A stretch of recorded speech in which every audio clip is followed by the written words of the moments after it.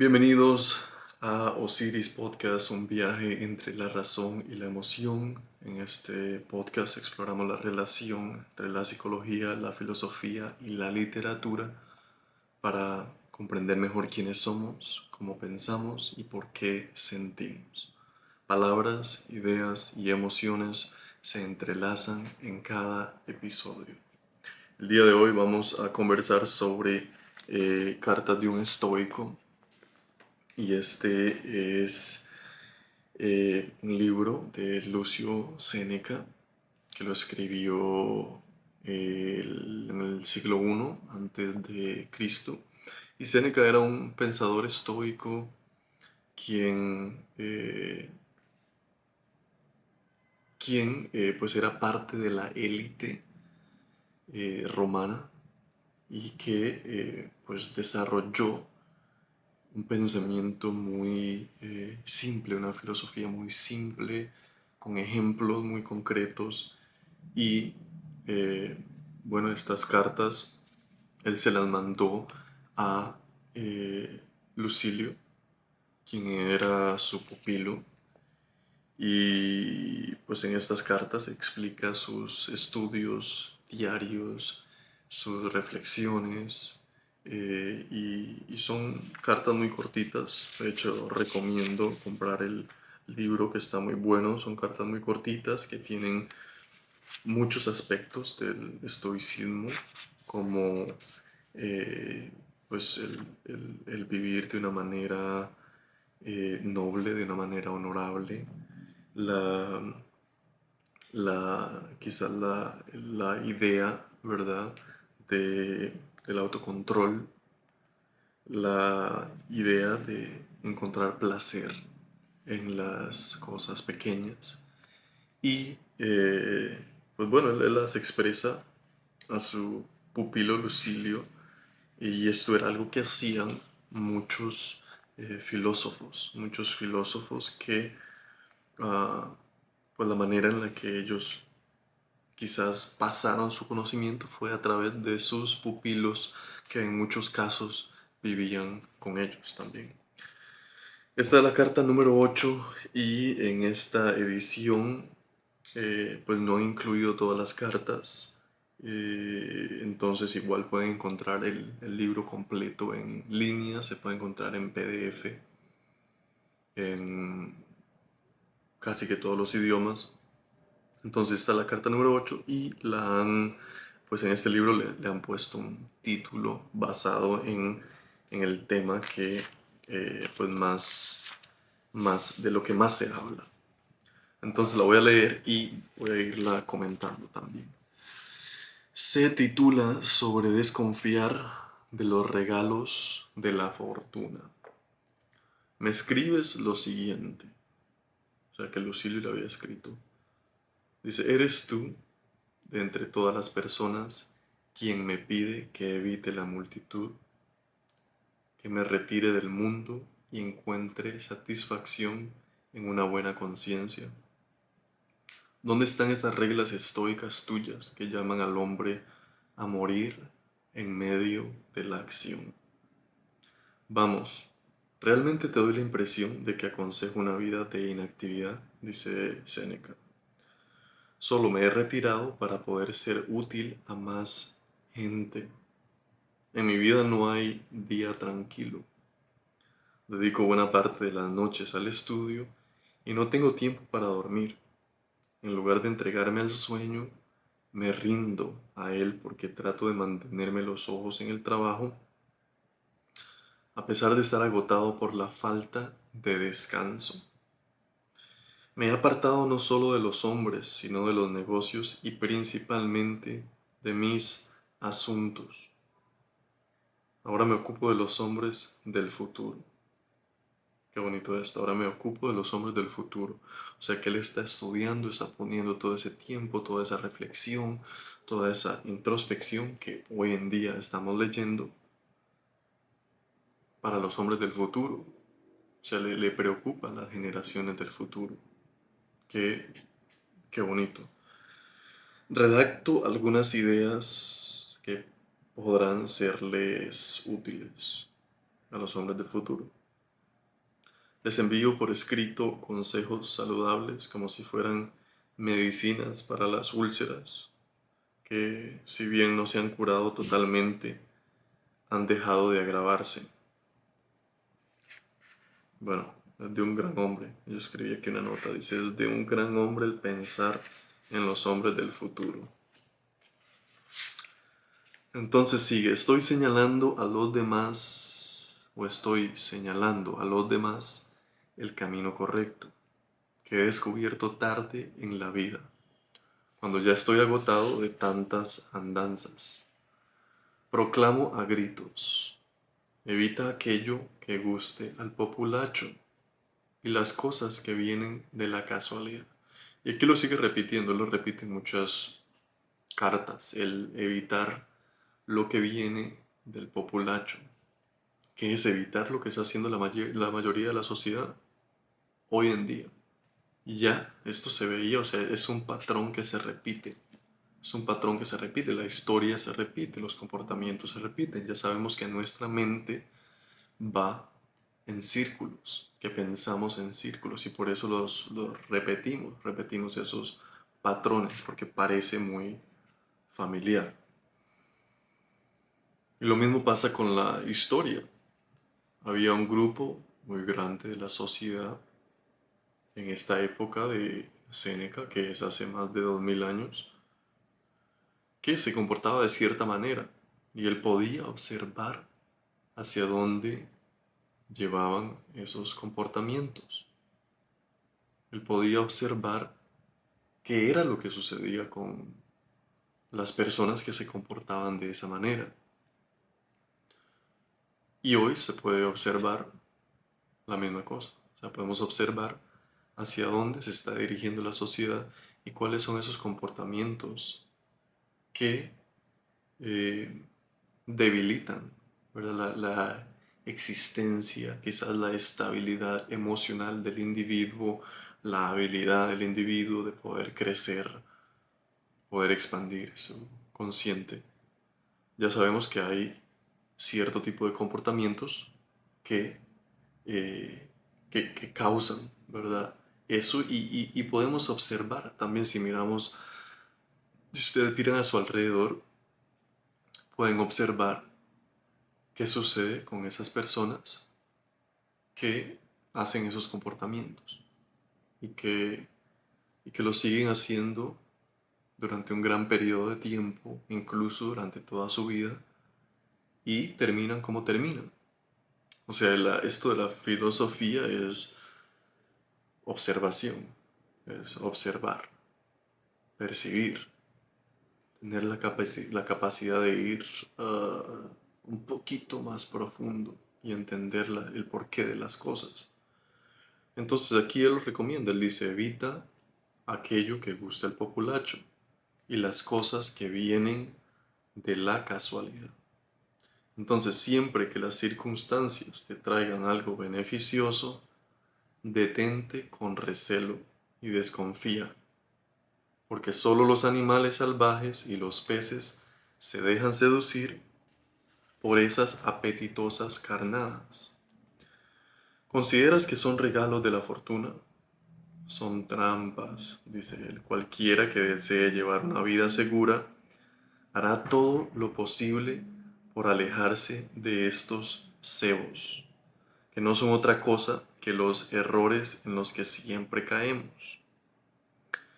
Creemos que nos pertenecen, que las hemos atrapado, cuando en realidad somos nosotros las presas. Y aquí está hablando que en cómo nos apegamos, ¿verdad? A las apetitosas carnadas, a las cosas que se pueden percibir buenas en la vida, a las cosas que vienen de la casualidad. Es decir, que hay que tener cuidado con las cosas buenas también porque nos apegamos y cuando no están, porque el mundo es impermanente, las cosas son impermanentes, las personas son impermanentes, pues entonces va a haber mucho sufrimiento. Dice Séneca que ese camino nos lleva al precipicio. Una vida así solo puede terminar en la caída. Una vez que la prosperidad empieza a desviarnos del mundo, no somos capaces siquiera de hundirnos con el consuelo de haber intentado mantener el rumbo correcto del barco. Tampoco somos capaces de hundirnos de una vez por todas. El azar no se limita a hacer zozobrar la barca. La arroja de cabeza contra las rocas y la hace pedazos. Aférrate, pues, a esta saludable forma de vida. Dale al cuerpo solo lo suficiente para su buena salud. Hay que tratarlo con cierto rigor para evitar que desobedezca o denigre al espíritu. La comida debe calmar el hambre. La bebida, la sed, la ropa, el frío y la casa debe protegernos de las inclemencias del tiempo. Esto es muy poderoso, dice él, dale al cuerpo solo lo suficiente para su buena salud. O sea, ¿qué es lo que pasa cuando sobrecomemos? ¿Cómo nos sentimos? ¿Qué pasa con nuestro aspecto físico cuando comemos más de lo que necesitamos? No importa si está construida de césped o de mármol importado de otro país, lo que tienes que comprender es que la paja construye tan buenos techos como el oro. Otra vez hay personas que se preocupan, no, que si mi casa no tiene 5 cuartos, si mi casa no está construida de este tipo, de este material, y él no habla de no querer cosas bonitas, de no querer cosas mejores. Eso no es lo que él habla, sino habla de la distorsión de cuando nos hacemos adictos a tener ciertas cosas de cierta manera, tanto que nos roba el sueño, nos roba la capacidad de pensar, de expandir nuestro consciente. Dice, desdeña todo lo que sirve de decoración, porque son trabajos que honran lo innecesario. Reflexiona lo siguiente. Nada merece más admiración que el espíritu que no se deja impresionar por nada. Nada merece más admiración que el espíritu que no se deja impresionar por nada. Y este es un estado de ecuanimidad en donde no estamos yendo en un roller coaster, ¿verdad? Para arriba y para abajo, sino que nos mantenemos más estables. Nos mantenemos más estables. Ni nos alegramos tantísimo por situaciones, ni nos ponemos súper tristes, sino que estamos estables. Bueno, nos pasó algo bueno, bueno, gracias. Pero el apegarse, eso es lo que habla Séneca, el apegarse puede ser también una distorsión, porque la vida es impermanencia, ¿verdad? La vida va, la vida viene, y va en círculos. A veces tenemos trabajo, a veces no lo tenemos, a veces hay que buscar trabajo. Entonces dice, esto es lo que me digo a mí mismo y es lo que digo a las generaciones futuras. ¿No crees entonces que haciendo esto, trabajo más que acudiendo a los tribunales para otorgar finanzas o estampar mis sellos en un testamento o en un documento del Senado? Séneca trabajaba en el Senado romano. Los que parecen inactivos, créeme, están ocupados en actividades mucho más importantes. Se ocupan de asuntos humanos y divinos al mismo tiempo. Pero ha llegado el momento de poner punto final a esta carta. Como ya lo he hecho antes, no quiero despedirme sin entregarte un pensamiento a cambio, a modo de desembolso. Él siempre bromea que le está pagando el auxilio con una buena frase. Puedes tomarlo como una forma de pago por tu tiempo. Sigo hojeando las páginas de Epicuro. Tienen que leer a Epicuro también, que también lo vamos a leer en este podcast, en algunos episodios. Entonces, Epicuro, de quien he leído hoy la siguiente frase, dice: para que alcances la verdadera libertad, debes hacerte esclavo de la filosofía. El que se entrega y se somete a ella, no pospone su aplicación al día siguiente, sino que se emancipa en ella, porque ser esclavo de la filosofía es precisamente conseguir la libertad. Es posible que me preguntes por qué cito tantas frases hermosas de Epicuro y no de nuestra escuela, pero ¿qué te hace considerarlas propiedad de Epicuro y no del dominio público?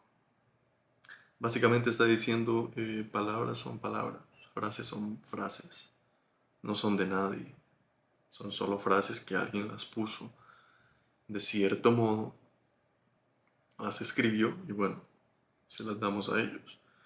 Dice: piensa en cuántos poetas dicen cosas que han dicho o deberían haber dicho los filósofos, por no hablar de las tragedias o de nuestros dramas romanos, que también tienen algún toque de seriedad a pesar de estar entre la tragedia y la comedia. Pensemos en la cantidad de versos brillantes que se encuentran sueltos por ahí, quizás en alguna tragedia.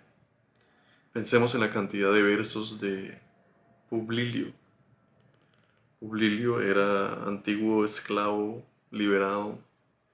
Alcanzó fama en Roma por sus sentencias llenas de sabiduría moral. Sus máximas, sus escrituras tratan sobre la virtud, el poder y la naturaleza humana. Entonces pensemos en la cantidad de versos de este ex esclavo, los cuales deberían ser pronunciados por actores trágicos y no por cómicos descalzos. Citaré un verso suyo que se refiere a la filosofía y a la cuestión de la que me ocupaba hace un momento. Un verso en el que afirma que los regalos del azar no deberían considerarse posesiones. Dice así, esta es la frase de Publio. Si rezas para que una cosa te llegue, está muy lejos de ser tuya. Wow. Básicamente dice que entre más uno trata de buscar una cosa, entre más uno trata de seguirla y de quererla y se estresa, menos le va a llegar.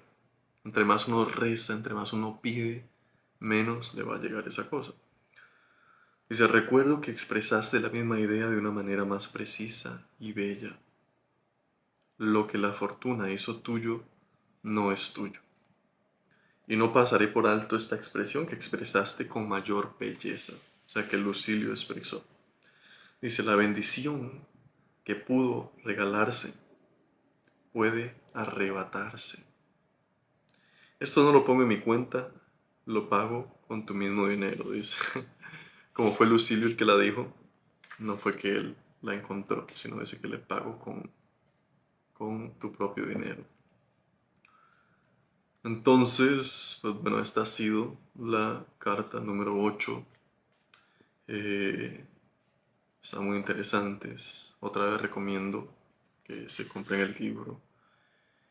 Y bueno, nos vemos en el próximo capítulo. Gracias por escuchar.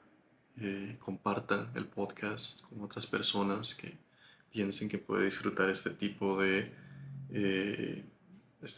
de, pues de filosofía, este tipo de contenido. Así que nos vemos en el próximo episodio.